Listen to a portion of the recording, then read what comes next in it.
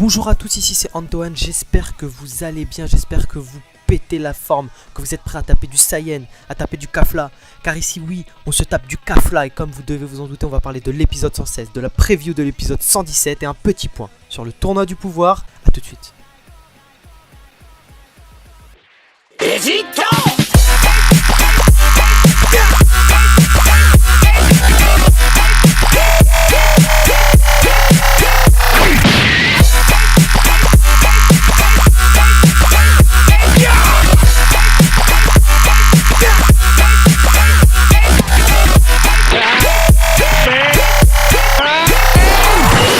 Donc cet épisode 116 très sympathique nous apporte beaucoup de choses par rapport à l'Ultra Instinct.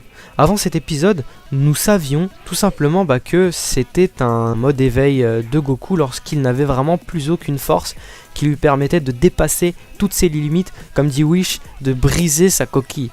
Et là, on a vraiment quelque chose de beaucoup plus technique apporté par cet épisode. Le but est vraiment un relâchement total du corps et ne surtout pas interférer en réfléchissant. Je dirais que c'est une possession. On laisse l'Ultra Instinct posséder notre corps et ça fait toute la différence. On laisse tout simplement l'Ultra Instinct agir à notre place. Et je pense que c'est pour ça que Goku ne le maîtrise pas totalement, parce que c'est vachement compliqué. Il commence seulement à comprendre le principe. J'en viens à cette conclusion sur le fait que c'est comme une possession du corps, car quand il a frappé Kafla, il a réfléchi en donnant le coup. Et c'est ça justement qui a fait que son coup ne portait pas la puissance que l'Ultra Instinct aurait pu lui procurer.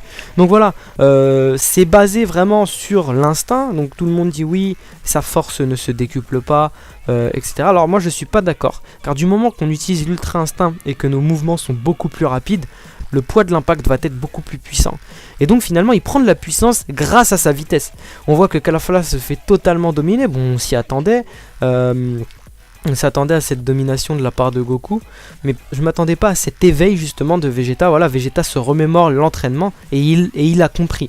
Il a compris comment avoir l'Ultra Instinct. Et je pense qu'il va tenter de l'avoir dans le prochain épisode. Il va tenter de le posséder. Donc comme on voit Goku, il esquive extrémiste ses coups. En fait il a 1 milliseconde de réaction justement pour esquiver le coup, et je pense que Vegeta va essayer, je pense qu'il va essayer de l'avoir, il va essayer de l'imiter, et je doute qu'il l'ait tout de suite, mais je pense que le prochain épisode va être bien marrant. Je pense qu'il va vraiment essayer de singer Goku. Et on a vraiment vu l'utilité de Kafla, c'était vraiment pour la démonstration.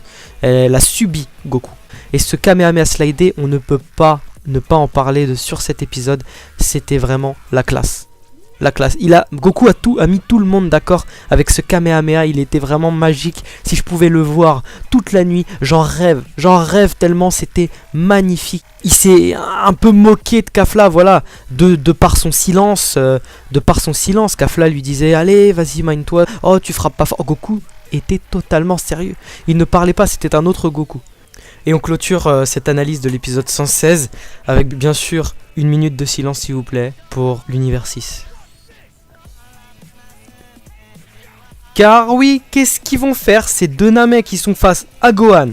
Ils sont face à Piccolo. Et s'ils me sortent Gohan à cause de ces deux Namek, je sors. J'arrête tout parce que Gohan, c'est quand même mon alter ego. Sans prétention, c'est quand même mon alter ego. Et là, il va peut-être être sorti parce que l'univers 6 va survivre. Non, j'y crois pas. Je pense bien entendu que l'univers 6 va malheureusement bientôt sortir. Car c'est un troll, les deux Namek qui élimineront l'univers 7. Et voilà. Voilà pour cette analyse de l'épisode 116. Passons à l'analyse justement de la preview qui sera très très rapide.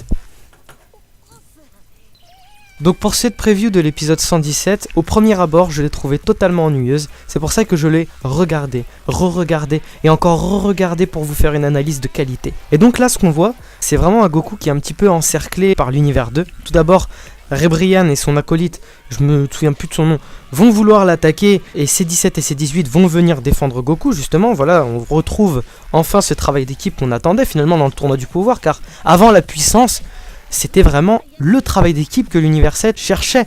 On l'avait vu, Krillin, Tenshinhan, Muten Roshi, on avait vu qu'avec ces personnes-là, l'univers 7 ne visait pas du tout la puissance mais plutôt la coopération.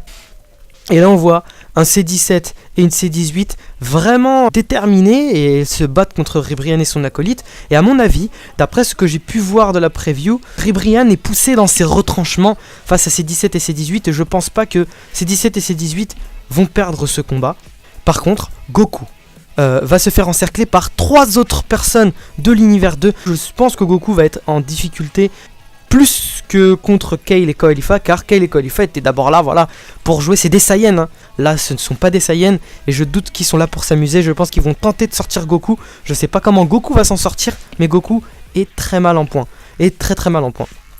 Après, nous avons une Ribrianne qui va se retransformer dans sa première transformation, la petite mignonne, avant que ce soit une grosse pas belle. C'était une belle jeune fille, et elle va se retransformer en belle jeune fille avec une aura différente, et je pense que ça va être une nouvelle transformation qui va vraiment mettre à mal C17 et C18. Et à côté, dans le prochain épisode, je suis persuadé que ça va arriver, car en lisant les magazines japonais, on peut remarquer qu'il y a une piste sur Vegeta et ce gros troll de l'Ultra Instinct qui va essayer de maîtriser. Et je pense que ce sera sur le prochain épisode. Donc va y avoir des rebondissements dans le prochain épisode. Je doute que ce sera un épisode de bas étage, car on va voir un C17 et C18 pousser Ribrianne à ses retranchements, et je pense que ce combat pourrait être intéressant. Et j'attends aussi une histoire de la part de Ribrianne, voilà, qui nous explique qu'est-ce qu'elle protège, qui elle est finalement, parce qu'on ne sait pas qui elle est. S'il ne nous donne aucune information là-dessus, je pense qu'on peut prétendre à ce que Ribrianne soit un petit peu aussi une brebis qui va se faire jeter.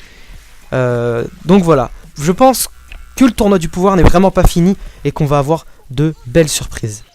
Et tout de suite, petit bonus, je vous mets le classement des univers et leurs guerriers respectifs. Donc bien sûr, encore et toujours, le premier du classement est l'univers 7 qui cumule 7 guerriers encore présents, justement. Univers 7, 7 guerriers. Voilà, ce petit commentaire ne servait à rien. Mais bon, bref. Il reste 7 guerriers, donc Sangoku, Vegeta, Gohan, Piccolo, C18, C17 et Freezer. Donc ça reste quand même les premiers du tournoi, donc à voir par la suite. À voir dans le prochain épisode comment le combat contre Ribrianne va se passer, mais pour l'instant, ils sont premiers, ils sont sur le podium. Donc ensuite, en deuxième position, nous avons l'univers 3, donc l'univers des robots, du dieu de la destruction robot. Alors, on ne sait pas grand chose sur eux, mais ils ne m'ont pas l'air très très dangereux. On l'a vu que Koalifa et Kale s'en sont occupés avec pas vraiment de difficultés. Je doute qu'ils soient une menace et je ne pense pas qu'ils vont rester deuxième très longtemps. Malgré que le Kaioshin m'a l'air d'être intelligent. Il m'a l'air d'être quelqu'un d'extrêmement intelligent et je pense qu'il a peut-être quelque chose derrière la tête à voir.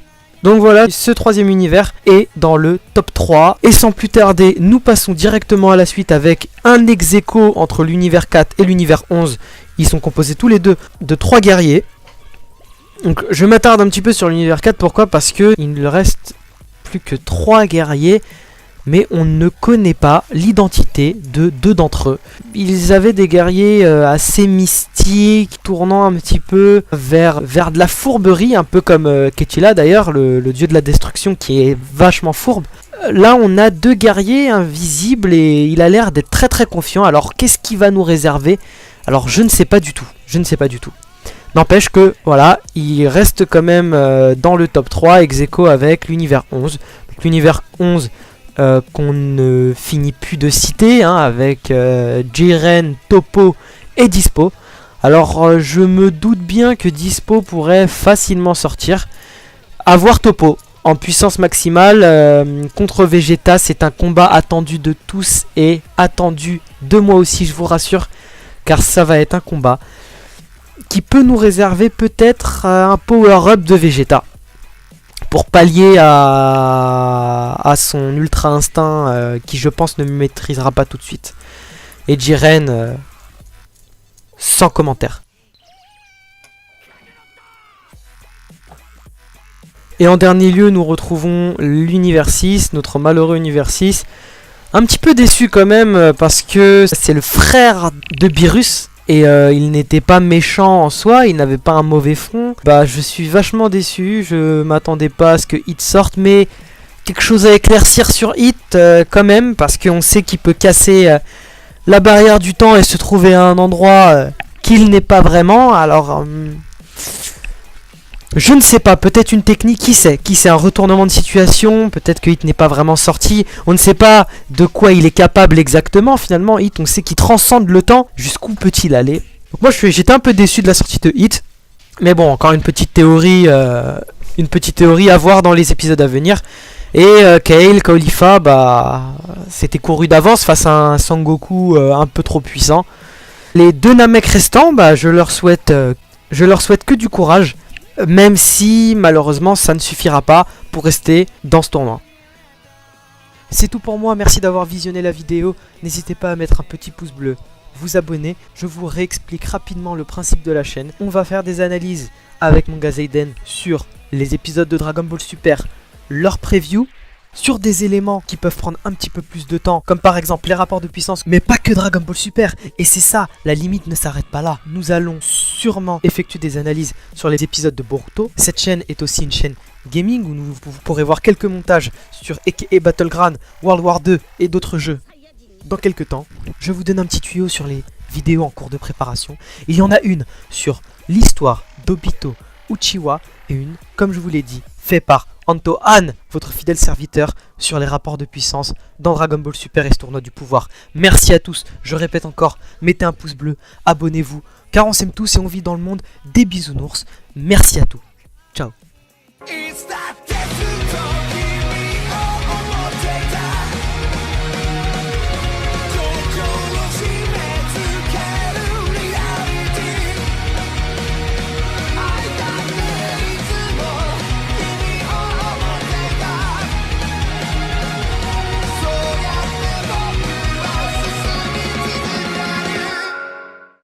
Drop it.